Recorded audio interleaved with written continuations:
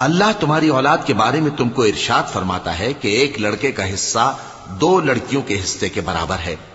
اور اگر اولاد میت صرف لڑکیاں ہی ہوں یعنی 2 یا 2 سے زیادہ تو کل ترکے میں ان کا 2/3 ہے، اور اگر صرف ایک لڑکی ہو تو اس کا نصف ہے، اور میت کے ماں باپ کا یعنی دونوں میں سے ہر ایک کا ترکے میں 6واں حصہ ہے، بشرطے کہ میت کی اولاد ہو،